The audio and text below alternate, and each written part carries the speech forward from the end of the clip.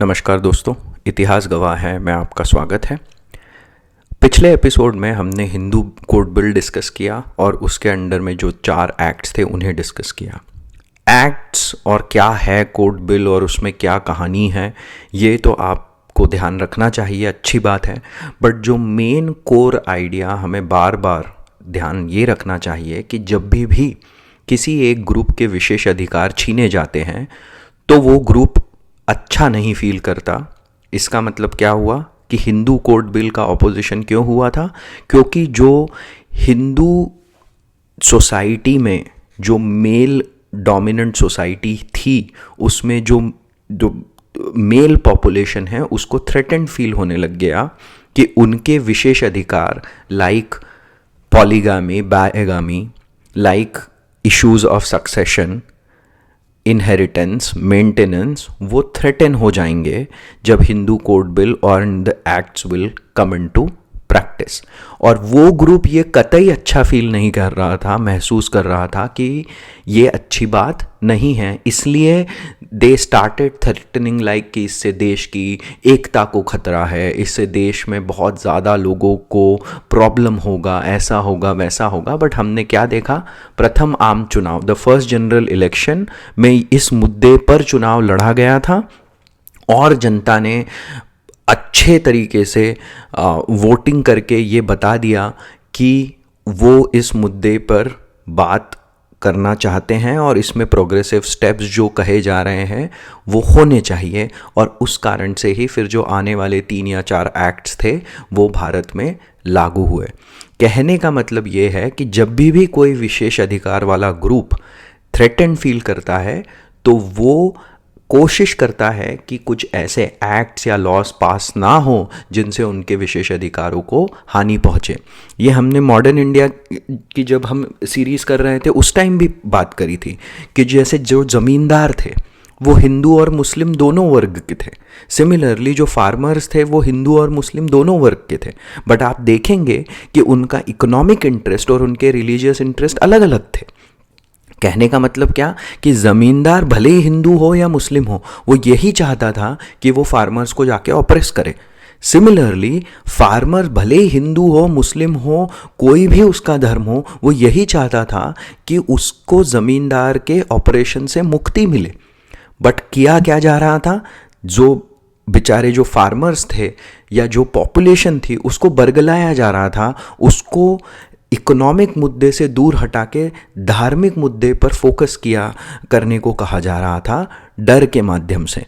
और यही डर फैलाया जाता है और मुझे ऐसा लगता है कि डर जब फैलाया जाता है तो वो दोनों तरफ से फैलाया जाता है, राइट? तो हमें बार बार यही समझना है कि भले ही बहुत सारे ग्रुप्स ये कहने की कोशिश कर रहे हो या ये प्रोजेक्ट कर रहे हो कि ये धार्मिक मुद्दा है, मुझे नहीं लगता कि ये धार्मिक मुद्दा है। ये मुद्दा है कि किसी ग्रुप को जो विशेष अधिकार मिले हुए हैं उसके कारण से कोई दूसरा ग्रुप ऑप्रेस्ड हो रहा है और उन विशेष अधिकारों को जब हम चैलेंज करते हैं तो ये मुद्दा उस बात पर है।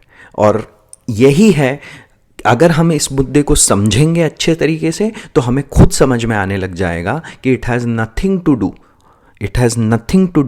with specific religion.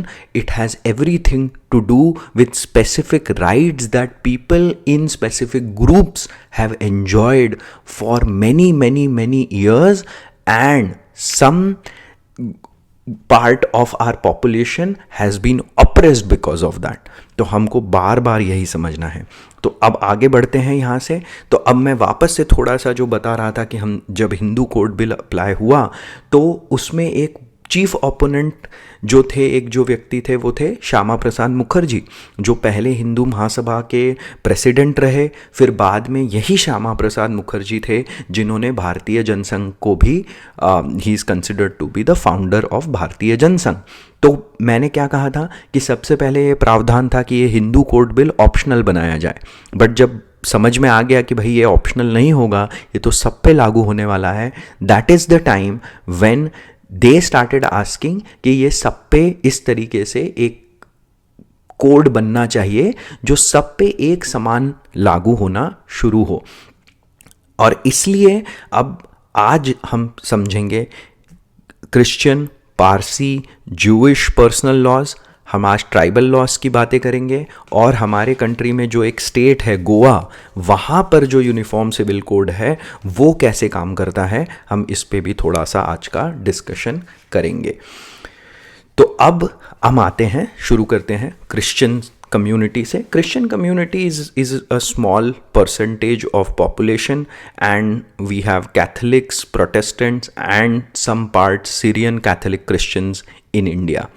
और ये बहुत ही छोटा पॉपुलेशन है इंडिया में, about 2 to 3% of India's population, but there are some states where you have Christian population dominating the total population of a state. So for example Nagaland, Mizoram में आपको 80+% क्रिश्चियन पॉपुलेशन है, मेघालय में 75% से ज़्यादा, अराउंड 75% कह लीजिए क्रिश्चियन पॉपुलेशन है। Then you have Goa where you have about 20 to 25% Christian population, Kerala is one other state and Tamil Nadu. So these the 2 to 3%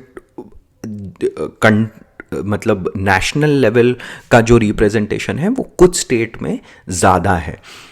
अब समझने की बात यह है कि Christian laws, Christian personal laws में इतनी दिक्कत नहीं आती है, क्योंकि ब्रिटिश सरकार ही मतलब ब्रिटिश सरकार ने ही ये सब नियम कानून बनाए थे, जैसा हमने समझा, and they were already taking into account the tenets of Christian religion. और जैसा कि वहाँ ब्रिटेन में ये सब कानून बनाए थे, प्रिटी मच वो ही कानून उन्होंने क्रिश्चियंस के लिए in India, Christians in India जो थे उन्हें भी बनाए। तो इसमें क्या 4 एक्ट्स हैं। एक क्रिश्चियन मैरिज एक्ट है जो 1872 में लाया गया था, एक इंडियन डिवोर्स एक्ट है। ये इंडियन डिवोर्स एक्ट जब कह रहे हैं तो ये पूरे इंडिया पे जो हिंदू और मुस्लिम कम्युनिटीज़ हैं उनके अलावा पूरे इंडिया में जो दूसरे पॉपुलेशन ग्रुप्स हैं, सो क्रिश्चियन, पारसीज, जूज, उन पे अप्लाई करने के लिए इंडियन डिवोर्स एक्ट लाया गया, और Indian succession act of 1925 and then guardians and ward act of 1890। तो ये चारों एक्ट में बताया गया कि क्या रूल्स एंड रेगुलेशंस होंगे जो marriage, divorce, succession, guardianship, maintenance के लिए अप्लाई होंगे। इनमें जो कुछ थोड़ी बहुत गड़बड़ियाँ थी, pretty much these laws were pretty uniform and in terms of the kind they did not have, as I'm trying to say, they did not have inherent discrimination in them. तो काफ़ी कुछ तो यही पे अच्छा काम हो गया था, और जो कुछ थोड़े से गड़बड़ी थी वो आगे चल के सुप्रीम कोर्ट के कुछ डिसीजंस और कुछ आगे चल के जो अमेंडमेंट्स आए उनमें आयरन आउट कर दी गई। तो अब हम समझते हैं कुछ important cases that came from people from Christian community that ensured that there is no discrimination based on religion in these civil cases. तो सबसे पहला केस जो हम समझेंगे वो समझेंगे Mary Roy versus state of Kerala. ये मैरी रॉय जो है she is the mother of famous Indian author Arundhati Roy. तो क्या था Mary Roy versus state of Kerala? तो मैरी रॉय जिस एरिया में रहती थी केरला के, वहाँ पे ट्रावनकोर सक्सेशन एक्ट ऑफ 1916 लागू होता था, और उसमें एक जो क्लॉज था उसमें कहा गया था कि बेटी को संपत्ति का अधिकार नहीं मिलेगा। ट्रावनकोर सक्सेशन एक्ट ऑफ 1916 में बेटी को संपत्ति का अधिकार नहीं मिलेगा, ऐसी बात कही गई थी। अब देखिए ये डिस्क्रिमिनेटरी हो गया। So Mary Roy challenged it in Supreme Court as discriminatory, and in 1986 Supreme court ruled in favour of Mary Roy and said कि संपत्ति में इनको बराबर का अधिकार मिलना चाहिए, और ये बताया कि सारे क्रिश्चियन पॉपुलेशन के लिए इंडियन सक्सेशन एक्ट, मतलब ऐसा नहीं होगा कि ट्रावनकोर सक्सेशन एक्ट या कोचिन सक्सेशन एक्ट जो केरला में के 2 अलग अलग एरियाज़ में लागू होता था वो नहीं लागू होके Indian succession act of 1925 Bharat में हर जगह क्रिश्चियन पॉपुलेशन के लिए लागू होगा।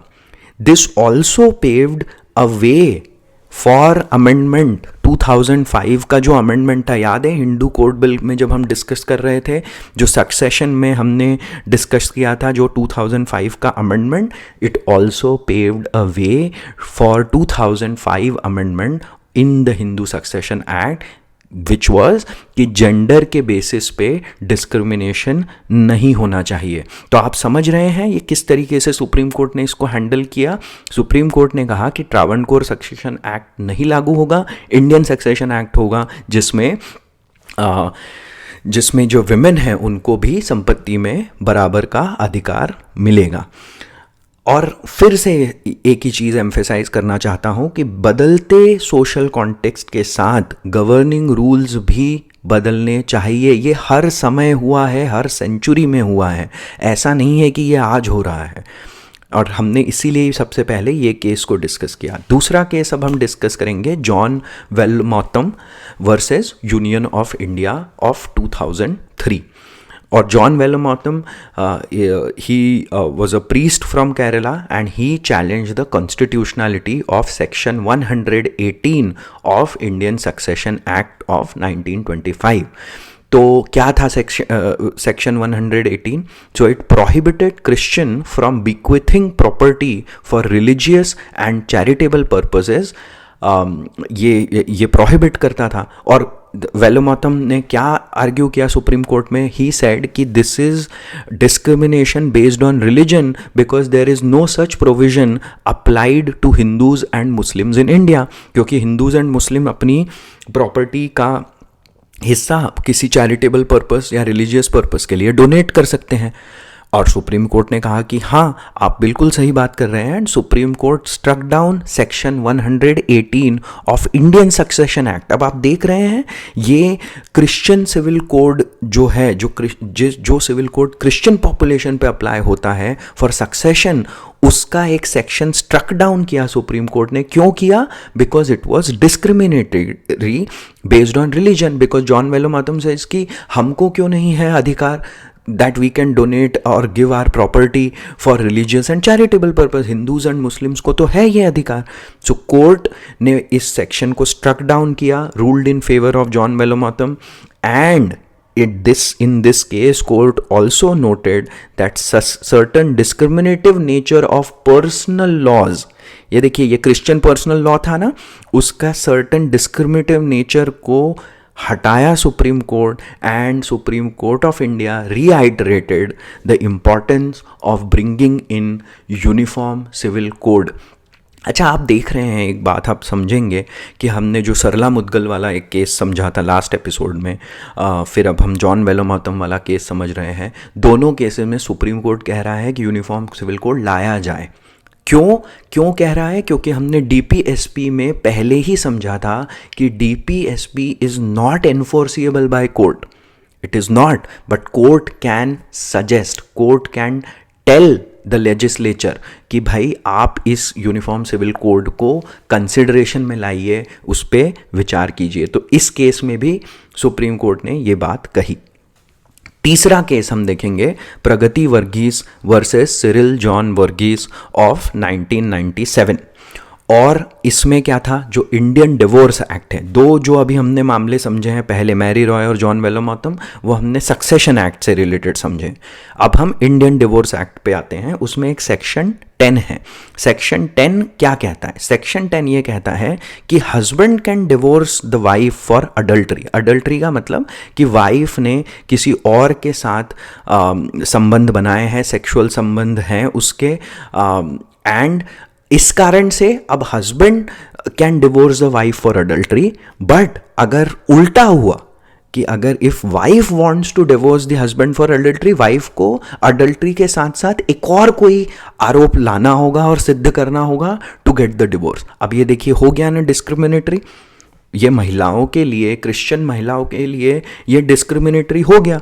तो इसी के against Pragati Varghese move to Bombay high court, और उन्होंने कहा कि ये डिस्क्रिमिनेशन हटाना चाहिए, जो जेंडर बेस्ड डिस्क्रिमिनेशन है डिवोर्स एक्ट का सेक्शन 10 जो कर रहा है। और Bombay high court ruled in her favour, और उन्होंने कहा, क्या कहा कि वो part of section 10 which is discriminatory उसको अवैध करार दे दिया, मतलब कि ये डिस्क्रिमिनेशन नहीं होना चाहिए। और फिर फाइनली 2001 में इंडियन डिवोर्स अमेंडमेंट एक्ट लाया गया, और उसमें सेक्शन 10 में एक 10A जोड़ दिया गया कि आपसी सहमति से, म्यूचुअल कंसेंट से भी तलाक लिया जा सकता है, डिवोर्स लिया जा सकता है।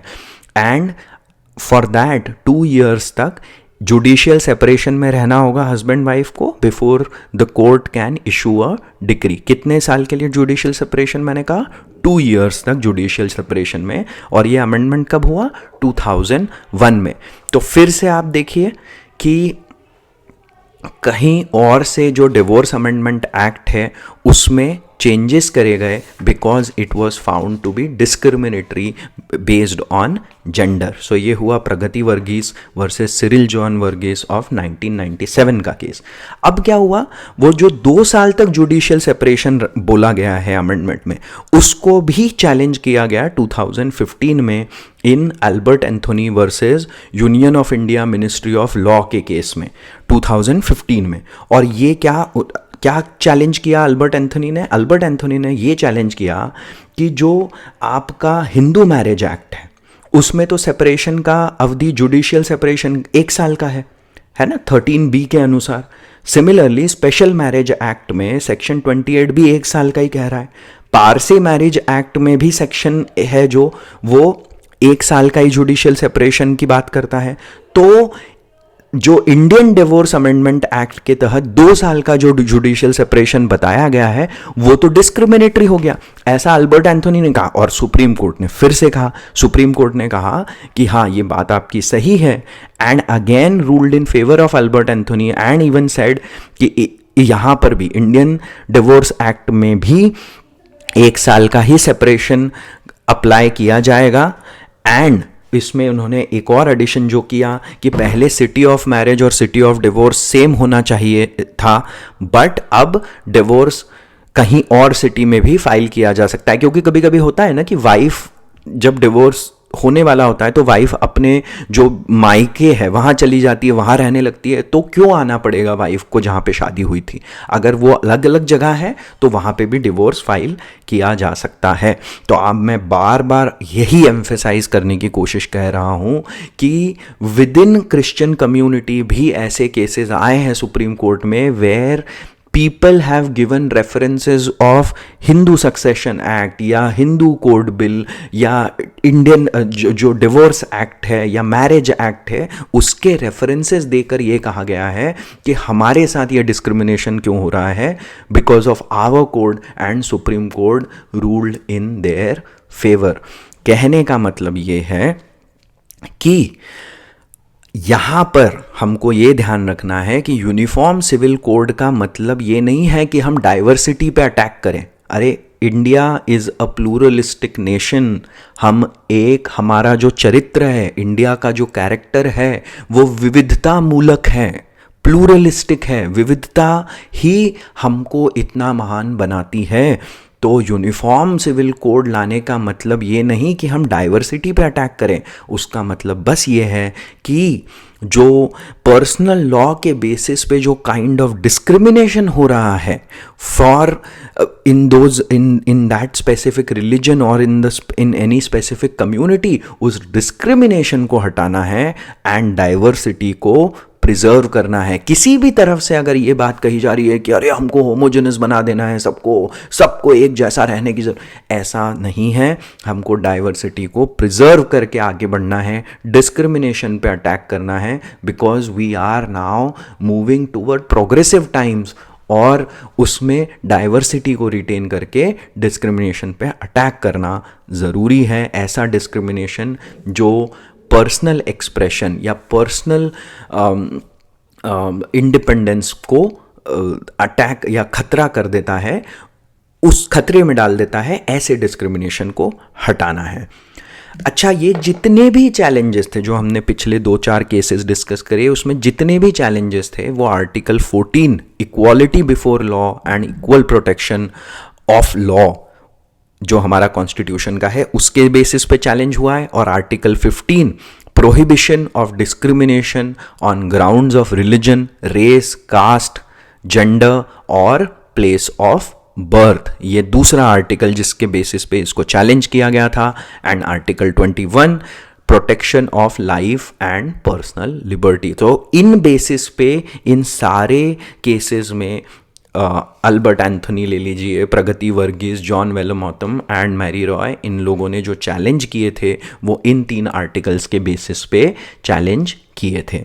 अब आते हैं हम पारसी कम्युनिटी और what are the laws that govern them. So Parsi community India में काफ़ी छोटी कम्युनिटी है, बट अगर आप देखेंगे तो बहुत ही अकम्प्लिश्ड और बहुत मतलब जैसे कहते हैं ना कि पढ़े लिखे और industrial houses, business houses are from this community. तो इनके लिए Parsi marriage and divorce act होता है 1936 का, इंडियन सक्सेशन एक्ट ऑफ 1925 जिसमें 50 to 56 जो क्लॉजेज सेक्शंस हैं वो पारसीज पे अप्लाई होते हैं, 31 to 49 क्रिश्चियंस एंड जूस पे अप्लाई होते हैं, and guardian and ward act of 1890। अच्छा, डिवोर्स के केसेस में पारसी समाज में ऐसी परंपरा है कि जो समाज के रिस्पेक्टेड लोग हैं वो विचार विमर्श करते हैं, कोशिश करते हैं कि मामला वहीं सुलझ जाए। और यहाँ पर पारसी कम्युनिटी में एक और जो बात होती है कि अगर पारसी पुरुष Parsi man Mary's a non Parsi woman तो उनके बच्चे पारसी होंगे, but if Parsi woman Mary's a non Parsi तो उनके बच्चे नॉन पारसी होंगे। तो ये बात अभी भी लागू होती है, और बात सही है कि उसके बेसिस पे भी देखिए ये थोड़ा डिस्क्रिमिनेटरी है, but again someone has to go and challenge it. तो वहाँ पर फिर से हम देखते हैं कि कुछ लेवल का एक डिस्क्रिमिनेशन हमको दिखता है। And adoption is not allowed in Christian, Muslims and Parsis, ये कम्युनिटी में अडॉप्शन अलाउड नहीं होता है, मतलब केस ही नहीं होगा, मतलब है ही नहीं उसका क्लॉज। तो ये इस पे हम थोड़ा और डिस्कशन करेंगे आने वाले एपिसोड में। Then we come to Indian Jews. Indian Jews बहुत छोटी पॉपुलेशन है, अबाउट 7 to 8,000, सो बहुत ही छोटा मामला है। और इनमें वही इंडियन सक्सेशन एक्ट अप्लाई होते हैं, गार्जियन एंड वार्ड एक्ट जो मैंने आपको बताया था, and marriage and divorce act जो सारे इंडियन जो क्रिश्चियंस पे अप्लाई होते हैं वो इधर जूस पे भी अप्लाई होते हैं। बट इसमें एक मामला जो बहुत इंटरेस्टिंग था वो था कि 2012 में एक जेविश कपल जो था वो फैमिली कोर्ट इन बांद्रा गया और उन्होंने तलाक के लिए, डिवोर्स फाइल करने के लिए बात करी। और फिर वहाँ पे जो कोर्ट था उसने बॉम्बे हाई कोर्ट की सलाह ली इस पे, और बॉम्बे हाई कोर्ट सेड कि जोइश ट्रेडिशन में तो तलाक की परंपरा ही नहीं है। तो उस मामले में अब तक सेटलमेंट नहीं हो पाया है, क्योंकि पर्सनल लॉ में ही तलाक की परंपरा नहीं है, तो हम कैसे आपको डिवोर्स दे दें, is what the court said ultimately. और मैं फिर से यही बताना चाहता हूं कि जो कपल है वो डिवोर्स की कोशिश कर रहा है, बट आप देख रहे हैं कि पर्सनल लॉ किस तरीके से एक तरीके का बैरियर बन गया है वहां पर।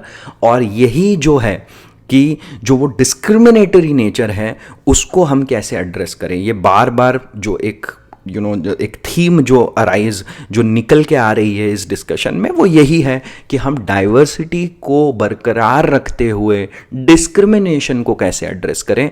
और मैं बार बार यही इंसिस्ट करना चाहता हूँ कि this is not about religion, really not. It is about removing the discriminatory practices within each community, within each religion by application of a uniform civil code. मैंने वही बताया जो पहले एपिसोड में हमने 4 तरीके की यूनिफॉर्मिटीज़ को डिस्कस किया था, उसमें पॉइंट नंबर 2 और 3 जो था 3 किस तरीके की यूनिफॉर्मिटी हम डिस्कस कर रहे हैं वो है 2 and 3, type 2 and type 3, where diversity is preserved while discriminatory nature is removed.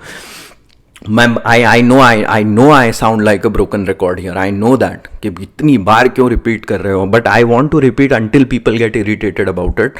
And truly starts repeating the idea, diversity preserve करनी है, डिस्क्रिमिनेशन हटाना है। चलते हैं हम ट्राइबल लॉज पे थोड़ा सा डिस्कशन कर लेते हैं। देखिए, ट्राइबल लॉज के केस में हमको ये समझना चाहिए कि the tribes of India did not progress as the other religious communities of India, क्योंकि इनके ट्रेडिशंस बहुत सालों से अलग रहे हैं, प्लस ये नॉर्मल जो स्ट्रीम है उससे बहुत कट के रहे हैं। दूसरी बात क्या है, बहुत सारे ट्राइबल जो प्रैक्टिसेस होती हैं वो एक्चुअली बहुत अच्छी होती हैं। जैसे आप को दिखेगा कि रेप, थेफ्ट, ये सब जो मामले होते हैं ये ट्राइब्स में बहुत मतलब रेयर, मतलब ना के बराबर होते हैं। कितनी ही ट्राइब्स हैं जिसमें विमेन कहीं ज़्यादा एम्पावर्ड है compare to the religions in India and the societies in India, है ना। तो ट्राइबल मामलों में हमने ये समझा था जब हम इंडिपेंडेंस, पोस्ट इंडिपेंडेंट इंडिया की बात कर रहे थे, कि ये ध्यान रखा गया कि हम इनको इतना भी नॉर्मल स्ट्रीम में पुल ना कर दे कि वो एकदम एडजस्टमेंट का प्रॉब्लम आ जाए। दूसरा, हम इनको एकदम ही ऐसा ना कर दे कि वो म्यूजियम में जो संग्रह करके रखी जाती है वस्तु की कोई एंटिक टाइप सिचुएशन बन जाए। दोनों ही नहीं करना है, सो मिडवे लेना है। और मिडवे लेने के लिए संविधान में इनके लिए विशेष प्रावधान बनाए गए। तो 6th शेड्यूल एरियाज, ऐसे 10 ट्राइबल एरियाज हैं जो 6th शेड्यूल में हैं, और 5th शेड्यूल में और दूसरे ट्राइबल एरियाज हैं, बट हम यहाँ पर 6th शेड्यूल वाले एरियाज की बात करेंगे। तो मेघालय में गारो, खासी, जयंतिया, मिजोरम में चकमा, मारा, लाई, आसाम में दीमा, हसाई, कचर, करबी आंगलोंग, और त्रिपुरा में दीमा हसाई। हाँ, तो ये सारे जो 10 ट्राइबल एरियाज हैं ये दे कम अंडर 6th शेड्यूल, और इनके लिए ऑटोनोमस काउंसिल को सिविल और जुडिशियल ताकतें दी गई हैं। फिर सेक्शन 371A में special provisions with respect to the state of Nagaland, and 371F में special provision with respect to the state of Sikkim. तो ये सारे 6 जो स्टेट्स हैं इनमें जो ट्राइबल डाइवर्सिटी है उसको एक अलग तरीके से हैंडल करने के लिए प्रावधान बनाए गए हैं, और इनमें चेंजेस करने के लिए वहाँ की विधानसभा को रेजोल्यूशन लेना होगा, तभी कुछ जो कानून है, जो संसद के कानून है, वहाँ पर लागू होंगे। तो ये बहुत ही शॉर्ट में मैं ट्राइबल लॉज पे जो डिस्कशन है वो काफ़ी शॉर्ट में कर रहा हूँ। अब आते हैं हम गोवा। अच्छा, गोवा का सिचुएशन क्या है? गोवा 1961 तक हमें पता है कि पोर्टुगीज कॉलोनी था, पोर्टुगीज का हक अधिकार था वहाँ पे। तो 1860-70s में पोर्टुगल सिविल कोड लाया गया, और 1880 तक इसमें कुछ रिलीफ दिया गया। और रिलीफ क्या दिया गया कि जेंटाइल हिंदूज मतलब क्या है? ये है वो लोग जो क्रिश्चियनिटी को नहीं मानते हैं, उनको जेंटाइल हिंदूज कहा गया। उनके लिए बाइगैमी का प्रावधान रखा गया। और बाइगैमी में क्यों रखा गया? क्योंकि हिंदूज ने कहा कि भाई अगर हमारा लड़का नहीं होता है तो पिंडदान कौन करेगा, है ना। तो अगर 25 साल तक पत्नी को लड़का नहीं होता है तो they can divorce their wife, और अगर 25 साल तक कोई संतान नहीं होती है और 30 साल तक अगर बेटा नहीं होता है तो they can file for divorce. Same relief like divorce was made also possible for Christians in living in Goa।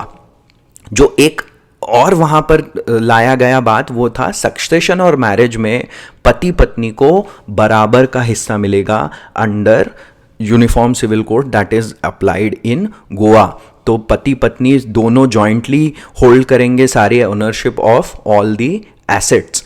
And then Goa में जो मुस्लिम पॉपुलेशन है उन पे शरीयत एप्लीकेशन लॉ नहीं चलता। इसका मतलब they can not practice the जैसे पर्सनल लॉ में कहा जाता है कि पॉलीगामी अलाउड है, तो पॉलीगामी प्रैक्टिस नहीं कर सकते।